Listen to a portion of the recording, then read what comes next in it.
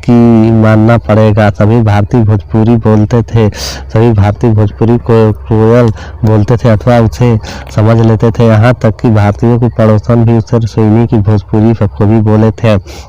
किंतु मारिस की भोजपुरी सहाबत के सारन की भोजपुरी नहीं है। उसमें फ्रेंच के इतने संसाधक घुसे हैं कि आपको बार बार शब्दों के अर्थ पूछने पड़ेंगे। हिंदी और भोजपुरी मारिस निवासी भारतीयों को एक सूत्र में बांधे हैं और मारिस को भारत के साथ बांधने का काम भी हिंदी कर रही है। मारिस ने हिंदू संस्कृति की रक्षा काम तुलसीदास जी की रामचरितमानस से किया है। मारिस ने इसी ईख की खेती और उसके व्यवसाय को जो सफलता मिली है वह भारतीय वंश के लोगों के कारण मिली है। सारा मारिस कृषि प्रधान द्वीप है क्योंकि चीन वहाँ का प्रमुख अथवा एकमात्र उद्योग है। भारत में बैठे बैठे यह समझ नहीं पाते कि भारतीय संस्कृति कितनी प्रभावित और चिरायु है। मारिस के जाकर वह अपनी संस्कृति की प्रवणता का ज्ञान आसानी से प्राप्त कर लेते हैं। मालिकों की इच्छा तो यही थी कि भारतीयों लोगों को क्रिस्तान हो जाए, किंतु भारतीयों ने अत्याचार तो सहे लेकिन प्रलोभनों को ठुकरा दिया, अपने धर्म पर डटे रहे और जिस द्वीप में परिस्थितियों ने भेजा दिया था उसी द्वीप में उन्होंने छोटा सा हिंदुस्तान बना डाला। यह ऐसी सफलता की बात है जिस पर सभी भारतीय गर्व होना चाहिए। मारिस के प्रत्येक प्रमुख ग्राम विशाल होता है। मारिस के प्रत्येक प्रमुख ग्राम में हिंदू तुलसी कृत रामायण की पाठ करते हैं अथवा ढोलक और झांझ का उसका गायन करते हैं। मारिस इन मंदिरों से वालों को मैंने अत्यंत स्वस्थ और सूर्य में पाया कितना अच्छा हो यदि हम भारत में भी अपने मंदिरों और तीर्थस्थलों को उतना स्वस्थ और सुंदर बनाने का जितना स्वस्थ था। हिरणों के झुंड ने ताल लिया कि उन पर सिंहों की नजर पड़ी है। अतः चरना भूलकर चौंकने हो उठे। फिर ऐसा हुआ कि झुंड छूटकर कुछ हिरण एक तरफ से भाग निकले मगर बाकी जहाँ के तहाँ खड़े रहे। इच्छा तो यह थी कि हम लोग देर तक रुके देखे क्या होता है, किंतु समय 6 के ऊपर हो रहा था तो और 7 बजे नेशनल पार्क फाटक बंद हो जाता था। यह बात शिकार सूर्यास्त की बात किया करते और शिकार का झुंड का नहीं करते बल्कि ये जानवर करते हैं जो भागते हुए झुंड के पिछड़ जाता है। अब यह बात समझ में आई, हिरन भागने का निष्पात नहीं समझ में आया, गोल खड़े रहे।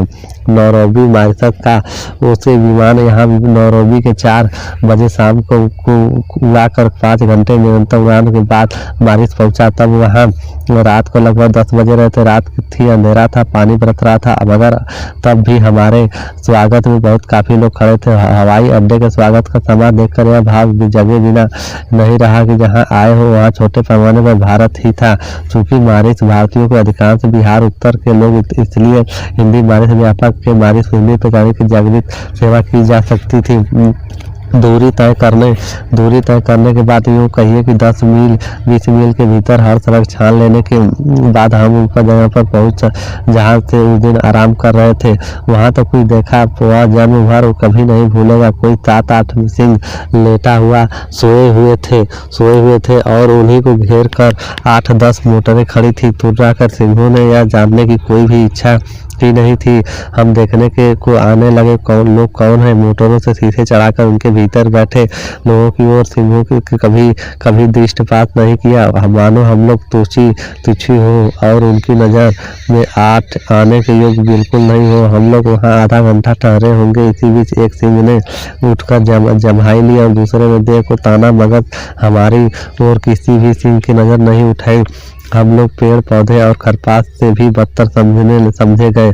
इतने में कोई मील भर की दूरी पर हिरणों का एक झुंड दिखाई पड़ा जिनके बीच एक जिराफ खड़ा था। वह अब 2 जवान सिंह उठे और 2 चल दिए और एक थोड़ा सा आगे बढ़कर एक जगह बैठ गया लेकिन दूसरा घास के बीच छिपता हुआ मोर्चे पर आगे बढ़ने लगा।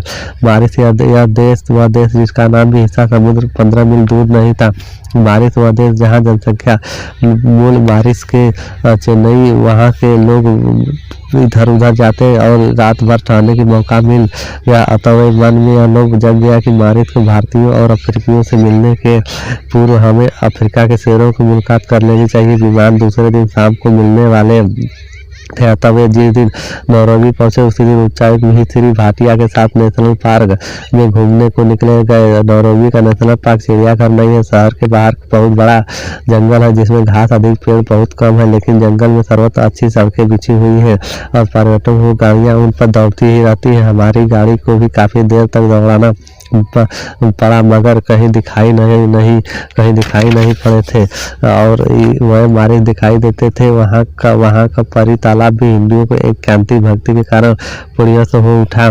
परी तालाब केवल तीर्थ नहीं था, दृश्य पिकनिक स्थान है। शिवरात्रि के समय वह सारे बारिश हिंदू श्वेत वस्त्र धारण करके कंधों पर कावा लिए जुलूस बांधकर परी बालाक पर आते थे और तरी बालाक चढ़कर अपने प्रवेश को सारे काम बड़ी भक्ति भावना और पवित्रता से करते थे। सभी वयस्क लोग उस दिन उजलती धोती, उजलती कमीज, उजलती गांधी टोपी पहने, हाफ बच्चे हाफ पैंट पहनकर, लेकिन गांधी टोपी उस दिन भी उन्हें पहननी पड़ी थी। परी तालाब पे चलने वाला यहाँ मारे प्रमुख आकर्षण और उसे देखकर अन्य धर्मों की संख्या घटने लगी थी। किसी अपने पिता के साथ किसी स्थान की यात्रा अवश्य होगी, उस स्थान की विशेषता को प्रकट करते हुए अनुभव लिखे लेखक मारिस की यात्रा भारतीय मूल के लोगों को बड़ी संख्या में है। आपको यदि अवसर मिले तो आप किन देशों की यात्रा करना चाहेंगे? निम्नलिखित वाक्यों में क्या क्रियाओं संपादन बारिश के इस खेत के व्यवसाय को जो सफलता मिली है? भारतीय वंश के लोगों के कारण किसी बारिश खेती प्रधान द्वीप चीन उत्पादन अथवा कुछ वाक्य जिसमें एक आता है। निम्नलिखित अंतों से समुद्र के प्रतिशत की इकाई देखनी पड़ती है।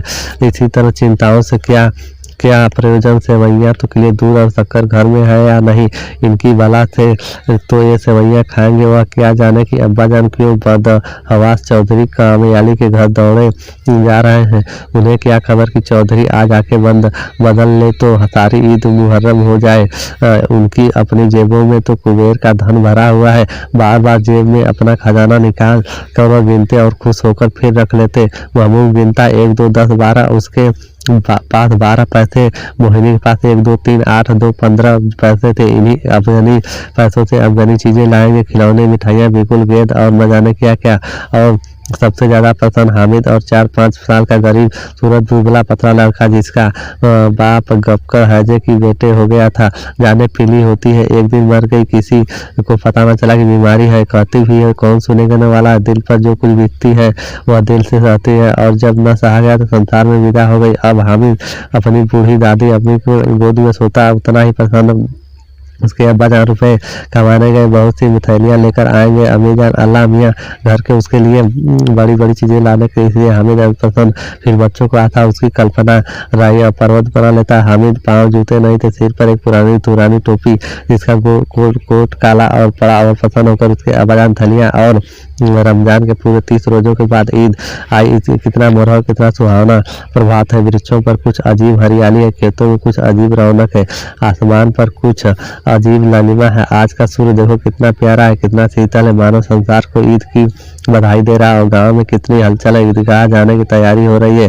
किसी के कुर्ते में बटन नहीं है, पड़ोस के घर में सुई धागा लेने दौड़ा जा रहा है। किसी के जूते कपड़े हो गए हैं, इनमें तेल डालने के लिए तेली घर से भागा, जल्दी जल्दी बैलों में पानी दे दे। इधर लौटते लौटते दोपहर हो जाएगी। 3 कोस का पैदल रास्ता है, फिर सैकड़ों आदमियों से मिलना भेंटना, दोपहर पहले लौटना असंभव। लड़के सबसे ज्यादा पसंद है। किसी ने एक रोजा रखा और दोपहर तक किसी ने भी नहीं, लेकिन ईदगाह जाने की खुशी उनके हिस्से की चीज है। रोज बड़े बूढ़े को इसलिए ईद का नाम रटने लगे थे। चिंताओं के क्या प्रयोजन? सेवैयाँ शक्कर सब खा रहे थे। इसी से गांव के मेला चला और बच्चों के साथ हामिद भी जा रहा था। कभी सबके सब दौड़कर आगे निकल जाते थे, फिर किसी ने पेड़ के नीचे खड़े होकर साथ वालों को इंतजार करते। ये लोग क्यों इतना धीरे धीरे चल रहे हैं? हामिद के पैरों में तो जैसे लग रहा है जैसे वो कभी थका सकता है। शहर का दामन आ गया, बड़ी बड़ी इमारतें आने लगी। अब यह अदालत या कॉलेज या क्लब है। इतने बड़े कॉलेज में कितने लड़के पढ़ते होंगे? सब लड़के नहीं जी, सबसे बड़े आदमी। सच उनकी बड़ी बड़ी मूछें इतने बड़े हो गए कि अभी पढ़ने जाते हैं, न जाने कब तक पढ़ेंगे और क्या करेंगे। इतना पढ़कर हामिद के मदरसे में 2-3 बड़े बड़े लड़के हैं, बिल्कुल 3 कौड़ी के, रोज मार खाते हैं, काम भी से जी चुराने वाले। इस जगह भी उसी तरह के लोग होंगे। और क्या क्लब घर में जादू होता है सुना, या यहाँ मुर्दे की खोपड़ी दौड़ती है, बड़े बड़े तमाशे होते हैं पर किसी के अंदर नहीं जाने देते हैं। सहसा ईदगाह नजर आया, ऊपर इमली के घने वृक्षों की छाया, नीचे पक्का फर्श है। जिस पर जाजिम बिछा हुआ और रेजोदार की पंक्तियां एक के पीछे न जाने तक चली गई हैं और पक्के जगत के नीचे तक यहाँ जाजिम भी नहीं है। नए नए आने वाले आकर पीछे कतार में खड़े हो जाते हैं। आगे जगह नहीं है। यहाँ कोई धन और पद नहीं देखता। इस्लाम की नज़र में सब बराबर है। इन ग्रामीणों में वजू क्या है? पिछली पंक्ति में खड़े होकर वह कितना सुंदर संचालन, कितनी सुंदर व्यवस्था, लाखों से पर एक सिरजे झुके हुए और सब के सब अभिजान ये लेकर आएंगे। ये दिल आराम निकलेगा। देखो महबूब नूरे और समी कहाँ तो उतने पैसे निकाले। अभागिन अमीना कोठरी में बैठी रो रही है। आज ईद का दिन और सबके घर दाना नहीं है। आज आबिन होता तो क्या इसी तरह ईद आती और चली जाती। अंधकार और निराश में डूबी जा रही थी। किसने बुलाया? ये थोड़ा रिगोड़ी ईद घर उसका काम नहीं, लेकिन हामिद उसे किसी मरने जीने से क्या मतलब? उसके अंदर प्रकाश है। बाहर आकर विपत्ति अपना सारा दल बल लेकर आए। हामिद आनंद भरी चितवन उसका विध्वंस कर देती है। हामिद भीतर जाकर दादी कहता, तुम डरना नहीं अम्मा, मैं सबसे पहले आऊँगा। बिल्कुल न डरना। आमीन का दिल कचोट रहा है। गाँव के बच्चे अपने अपने बाप के साथ जा रहे हैं। हामिद के बाप अमीना के सिवा कौन है? उसे कैसे अकेले मेले में जाने? उसी भीड़ भाड़ में बच्चा कहीं खो गया तो क्या होगा? नहीं अमीना उसे यूँ जो दाने देगी। नन्ही सी जान 3 कोस चलेगा कैसे? पैर में छाले पड़ जाएंगे। जूते भी तो नहीं है। वह थोड़ी थोड़ी दूर पर उसे गोद लेगी। लेकिन यहाँ सेवैयाँ कौन पकाएगा? पैसे होते लौटते लौटते सब सामग्री जमा करके चटपट बना लेती। यहाँ तो घंटों चीजें जमा करने लगेंगे। मांगे की भरोसा ठहरा। उस दिन फरीमन पर कपड़े सिए थे। 8 आने पैसे मिले। अठन्नी ईमान तरह बचाती चली जाती ईद के लिए। लेकिन ग्वालन सिर पर सवार हो गई। क्या करती? हामिद के कुछ नहीं है। 2 पैसे का दूध चाहिए। अब तो कुल 2 आने पैसे बचे। 3 पैसे हामिद की जेब में, 5 अमीना के बटुए में। एक साथ खड़े होकर जाते, एक साथ झुकते और एक साथ घुटनों के बल बैठ जाते। कई बार यहाँ की क्रिया होती जैसे बिजली की लाखों बत्तियां एक साथ प्रदीप हो जाती और एक साथ बुझ जाए और यही क्रम चलता रहे। कितना अद्भुत दृश्य है जिसकी सामूहिक क्रियाएं विस्तार और अनंत है। हृदय पूर्वक आत्मानंद भर देती है। मानो भ्रामी एक सूत्र इन समस्त आत्माओं को एक से लड़ी पिराए हुए हैं। इसी तरह की अच्छी अच्छी कहानी हम इस पे डेली एक सुनाते हैं। तो चैनल को सब्सक्राइब और वीडियो को लाइक जरूर करिएगा। मैं आपको डेली हिंदी कहानियाँ, मोरल स्टोरी, विलेज का अच्छी अच्छी कहानी डेली सुनाता हूँ। बाय।